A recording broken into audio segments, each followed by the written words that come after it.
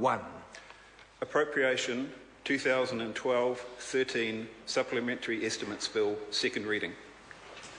Mr. Speaker. I call the Honourable Minister Stephen Joyce. Mr. Speaker, I move that the Appropriation 2012-2013 Supplementary Estimates Bill and the Imprest Supply First for 2013-14 Bill be now read a second time.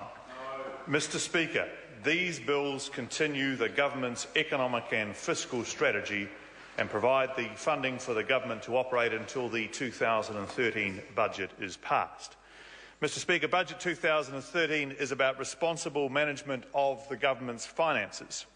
And, Mr. Speaker, I'm proud to report to the House that we are on track to return to surplus and begin to reduce debt by 2014-15.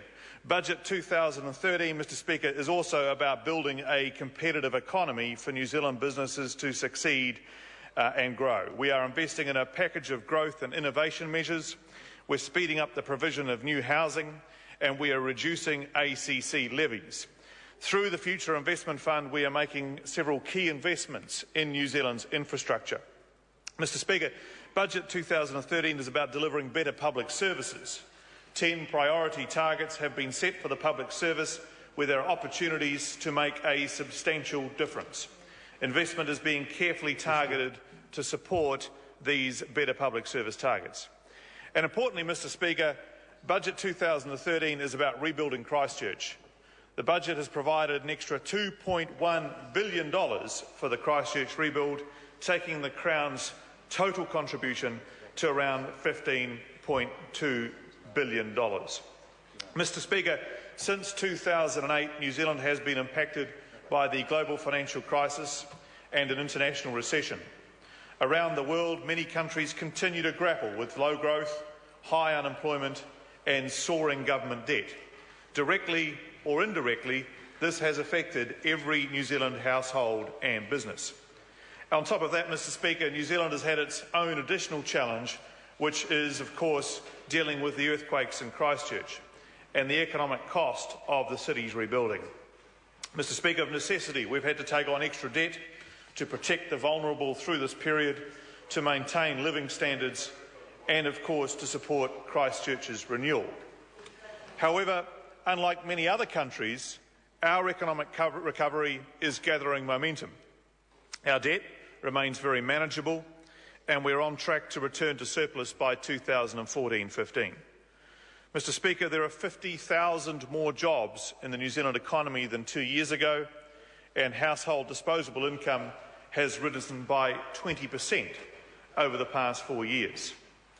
Mr. Speaker, now that the economy is recovering, we need to bring down the government's debt and bring the books back into balance and start to pay down debt. This is crucial for New Zealand's long-term prosperity.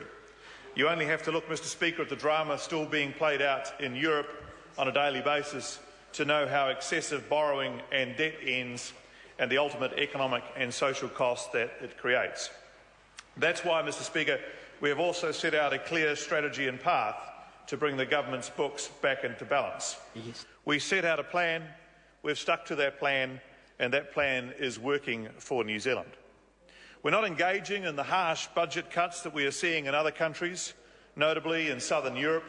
To the contrary, we're spending more in areas where a difference can be made, and we're also spending much more effectively. The 2013 budget provided new operating spending of $5.1 billion in the current year and over the next 4 years. This includes significant new spending that will benefit Kiwi families in areas such as early childhood education, aged care, welfare reform, tertiary education and healthy homes. We've also allocated $1.5 billion of capital spending through the Future Investment Fund, including $426 million for the redevelopment of Christchurch and Burwood hospitals. Looking forward, we also allocate $1 billion to investment in 21st century schools and new classrooms, and a further $1 billion to priority health investments. With the business growth agenda, Mr. Speaker, we have set the specific goal of lifting our exports to 40% of GDP by 2025.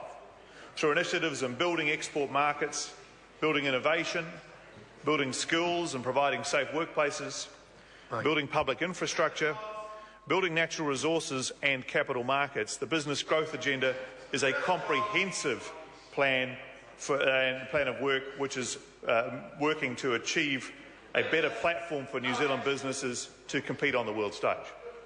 Mr. Speaker, achieving our export goal requires New Zealand to develop stronger linkages with international markets and be a stronger player in research and development. It's particularly important to develop these linkages with emerging markets as relative consumer power moves swiftly from west to east. We need to further develop our relationships in China, India, Southeast Asia, Latin America and in the Middle East. To achieve those goals, the Government in Budget 2013 announced a $400 million internationally focused growth package. This includes investing an additional $50 million a year in science and innovation across business R&D, commercialisation and core science research. $40 million a year in New Zealand's tourism and events industry to attract and increase earnings from high-value international visitors. $10 million a year in marketing our international education sector to raise the profile of New Zealand's quality education overseas, and $2 million this year for the development and launch of the New Zealand story.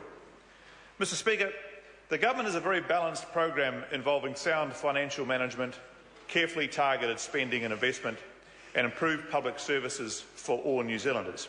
And if I could make a brief comment about today's events before I conclude, Mr. Speaker, there are many confused people around wondering why it is that the Government is polling so well, and when for various reasons they think that the Government shouldn't be polling so well.